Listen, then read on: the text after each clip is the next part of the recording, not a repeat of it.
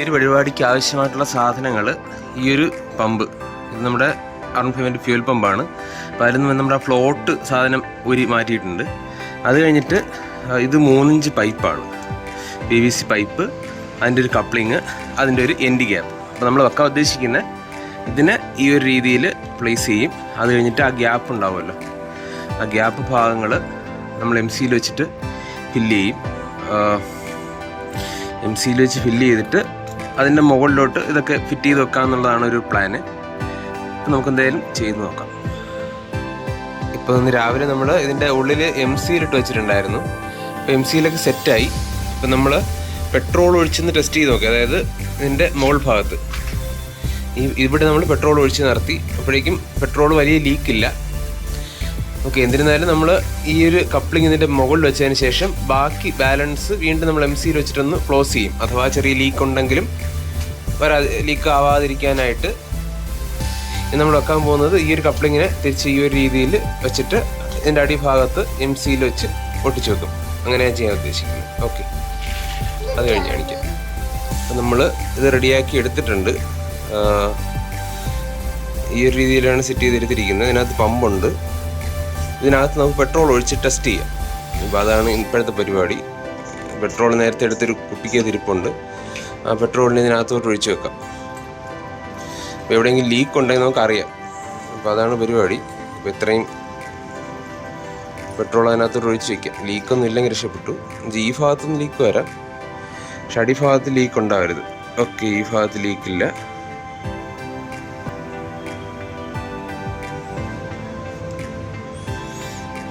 ഇപ്പം അങ്ങനെ അധികം കാണാനായിട്ട് ലീക്കൊന്നുമില്ല. അപ്പോൾ ഈ ഒരു രീതി ആരും അനുകരിക്കേണ്ട ആവശ്യമില്ല. കാരണം ഇത് മിക്കവാറും പമ്പിൻ്റെ കാര്യം പോക്കാം. കാരണം ഇതിന് പമ്പ് ഇളക്കി എടുക്കുമ്പോഴേക്കും പാടുപെടും. ഓക്കെ, അപ്പോൾ ലീക്കൊന്നും ഇല്ലെന്നാണ് ഒരു വിശ്വാസം. ഓക്കെ, ഇനി നമുക്ക് മുകളിൽ ഒരടപ്പ് ഉണ്ടാക്കണം. നമ്മുടെ എൻഡ് ഗ്യാപ്പ് ഇവിടെ.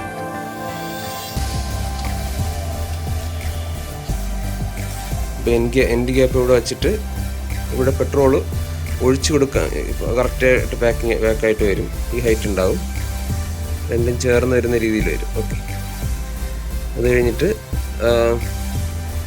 ഇതിനകത്ത് പെട്രോൾ ഒഴിക്കാനുള്ള ഒരു സംവിധാനം കൂടെ എൻ്റെ ഇൻലെറ്റ് കൂടെ നമുക്ക് ചെയ്ത് കൊടുക്കാം. റെഡിയാക്കി എടുത്ത പമ്പാണ് ഈ കാണുന്നത്. അപ്പോൾ അതിനകത്ത് പെട്രോളൊക്കെ ഒഴിച്ചിട്ടുണ്ട്. ഞാനൊന്ന് ലൈറ്റിട്ട് കാണിക്കാം. കണ്ടില്ലേ, ആ ഒരു അളവിൽ പെട്രോൾ ഒഴിച്ച് ഇട്ടിട്ടുണ്ട്. ലീക്ക് വല്ലതും ഉണ്ടോ എന്ന് അറിയാൻ വേണ്ടിയിട്ടാണ് നോക്കിയത്. എന്തായാലും ഒരു ലീക്കും കാണാനില്ല. ഇപ്പോൾ ഇത് ഈ സൈഡിലൊക്കെ MC-യിലൊക്കെ കൂടെ ഒന്നുകൂടെ ഒരു കോട്ടിങ് കൂടെ കൊടുത്തിട്ടുണ്ട്, ഒരു എക്സ്ട്രാ പ്രൊട്ടക്ഷന് വേണ്ടിയിട്ട്. ഇതിൻ്റെ മുകളിൽ ഏകദേശം 1 മണിക്കൂറായി ഇങ്ങനെ ചെയ്ത് വെച്ചിട്ട്. ഇതുവരെ വേറെ ലീക്ക് കാര്യങ്ങളൊന്നും ഇല്ല. നമ്മുടെ അടപ്പിൽ ചെറിയൊരു ഹോളിട്ട് എടുത്തിട്ടുണ്ട്. ആ ഹോളിനകത്ത് ഈ ഒരു പീസ് നമ്മുടെ പമ്പിലൊക്കെ വരുന്ന ഒരു പീസാണ്. അതിനെ ഇറക്കി വെക്കും. അതിനുശേഷം ഇതാണ് നമ്മുടെ പമ്പ്. പമ്പിൻ്റെ ഉള്ളിൽ ഈ ഒരു പൈപ്പ് 3 ഇഞ്ചിൻ്റെ പൈപ്പ് വന്നു. ഇത് പശയിട്ട് വെക്കും. അതിൻ്റെ മുകളിലോട്ട് ഇവനെയും വെക്കും. എന്നിട്ട് ഇതിൻ്റെ മുകളിൽ നമ്മൾ പശ വെച്ചിട്ട് തന്നെ ഇതിനെ അടച്ചെടുക്കും. മിക്കവാറും ഇതായിരിക്കും നമ്മുടെ റബ്ബർ ഹെഡ് വെച്ചിട്ടായിരിക്കും ഇത് ഒട്ടിക്കുന്നത്. അപ്പോൾ അതിന് ശേഷം നമുക്കിതിനെ വണ്ടിയിൽ ഫിറ്റ് ചെയ്യാൻ പറ്റും. ഈ ഒരു രീതിയിൽ റെഡിയാക്കി എടുത്തിട്ടുണ്ട്. പമ്പിൻ്റെ ബോട്ടം മുകളിൽ ഈ ഭാഗത്തൂടെ ആയിരിക്കും നമ്മൾ പെട്രോൾ കണക്ട് ചെയ്യുന്നത്. ഇതിനകത്ത് നമ്മുടെ പമ്പ് ഇരിപ്പുണ്ട്. ഇപ്പോൾ ആകപ്പാടെ ഇതിൻ്റെ ഒരു പ്രശ്നം എന്ന് പറഞ്ഞു കഴിഞ്ഞാൽ നമുക്ക് ഇനി ഫ്യൂച്ചറിലുള്ള മെയിൻ്റനൻസ് പറ്റത്തില്ല എന്നുള്ളൊരു പ്രശ്നമുണ്ട്. കാരണം ഈ ഒരു യൂണിറ്റ് വണ്ടിയിൽ വെച്ച് കഴിഞ്ഞാൽ നമുക്കിതിനെ ഇളക്കി റിപ്പയർ ചെയ്ത് തിരിച്ച് ഫിറ്റ് ചെയ്യുക എന്നുള്ളത് പറ്റത്തില്ല. അതുപോലെ തന്നെ ഈ പമ്പും നമുക്ക് വേറെ യൂസ് ചെയ്യാൻ സാധ്യതയില്ല. അതേസമയം ഇതിൻ്റെ പ്രയോജനം എന്ന് പറഞ്ഞു കഴിഞ്ഞാൽ നമുക്ക് വണ്ടി ടെസ്റ്റ് ചെയ്യാനോ അല്ലാന്നുണ്ടെങ്കിൽ എന്താ പറയുക മൈലേജ് ടെസ്റ്റ് ചെയ്യാനോ അങ്ങനെയുള്ള കാര്യങ്ങൾക്ക് വേണ്ടി യൂസ് ചെയ്യാം. നമുക്ക് പെട്രോൾ ടാങ്കിൻ്റെ ആവശ്യമില്ല. അത്രയേ ഉള്ളൂ. ഓക്കെ, എന്തായാലും നമ്മളിങ്ങനെ വണ്ടി റെസ്റ്റോർ ചെയ്യാൻ പ്ലാൻ ചെയ്യുന്നില്ല. അതുകൊണ്ടാണ് ഇങ്ങനെ തന്നെ ഒന്ന് ചെയ്യാമെന്ന് വിചാരിച്ചത്. ഓക്കെ, അത് ഇത് വെച്ച് വണ്ടി ഒന്ന് സ്റ്റാർട്ട് ചെയ്യാൻ നോക്കാം. ഇപ്പോൾ ജസ്റ്റ് ഒട്ടിച്ച് വെച്ചതേ ഉള്ളൂ. അപ്പോൾ ഇപ്പോൾ അല്ല, നമുക്കിനി വൈകുന്നേരം വന്നിട്ട് സ്റ്റാർട്ട് ചെയ്യാം. കാരണം ഇതൊക്കെ റബ്ബറാണ്. റബ്ബർ അഡ്ഹസീവ് വെച്ചിട്ടാണ്, നമ്മുടെ അനാബോണ്ട് വെച്ചിട്ടാണ് ഒട്ടിച്ചിരിക്കുന്നത്. ഈ ഭാഗത്ത് അത്യാവശ്യം ടൈറ്റായിട്ട് ഒട്ടിച്ചു. ബാക്കിയെല്ലാം ഇവിടെ ഈ എന്താ പറയുക PVC ഒട്ടിക്കുന്ന സാധനം വെച്ചിട്ടാണ് ബാക്കി ഒട്ടിച്ചിരിക്കുന്നത്. അടിവശത്ത് MC-യിലാണ് വെച്ചിരിക്കുന്നത്.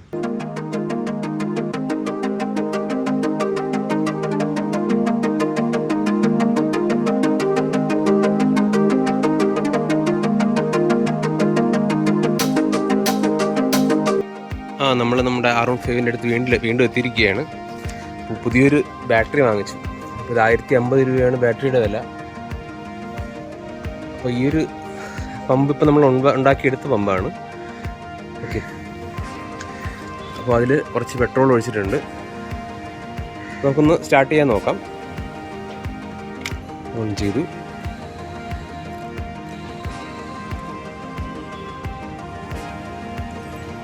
സ്റ്റാർട്ട് ചെയ്യാൻ നോക്കാം.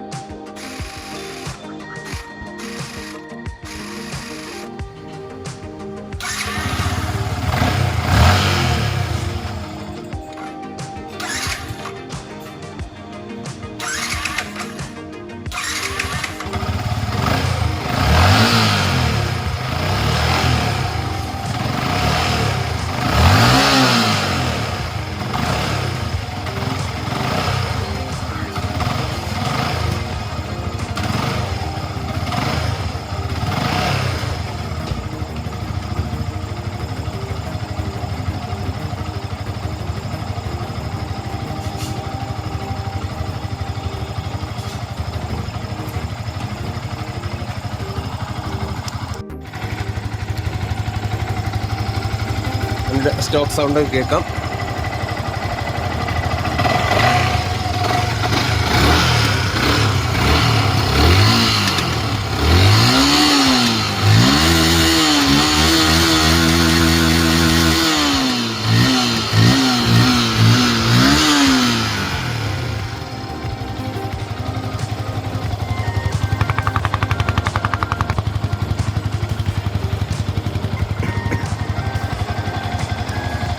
ഈ വണ്ടി ഓൺ ചെയ്യുമ്പോഴേക്ക് ഇതിനങ്ങ് റെസ്റ്റോർ ചെയ്യാൻ തോന്നും. കുറെ കഴിഞ്ഞങ്ങ് മാറും.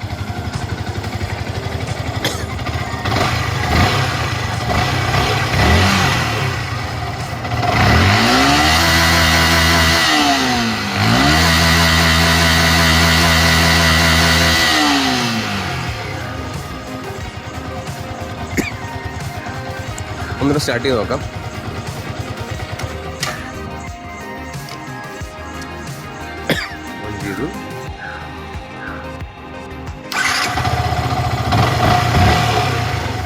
അപ്പോൾ നമ്മുടെ സംഭവമൊക്കെ കറക്റ്റായിട്ട് വർക്ക് ചെയ്യുന്നുണ്ട്. വണ്ടി നമ്മുടെ പമ്പ് കറക്റ്റായിട്ട് വർക്ക് ചെയ്യുന്നുണ്ട്. വേറെ ഇഷ്യൂ ഒന്നുമില്ല. ചെറിയൊരു പമ്പ് വിറയലുണ്ട്, അതിൻ്റെ പിടിക്കുമ്പോൾ അറിയാം. ഓക്കെ, എന്തായാലും നമുക്ക് ഈ ഒരു രീതിയിൽ വണ്ടിയുടെ കറക്റ്റ് മൈലേജ്, R15 മൈലേജ് ഒരുപാട് പേര് ടെസ്റ്റ് ചെയ്യുന്നുണ്ട്. കറക്റ്റ് മൈലേജ് എങ്കിലും നമുക്ക് കിട്ടാൻ ബുദ്ധിമുട്ടാണ്. അപ്പോൾ ഈ ഒരു രീതിയിൽ ചെയ്യുമ്പോൾ കറക്റ്റ് മൈലേജ് കിട്ടാൻ ചാൻസ് ഉണ്ട്.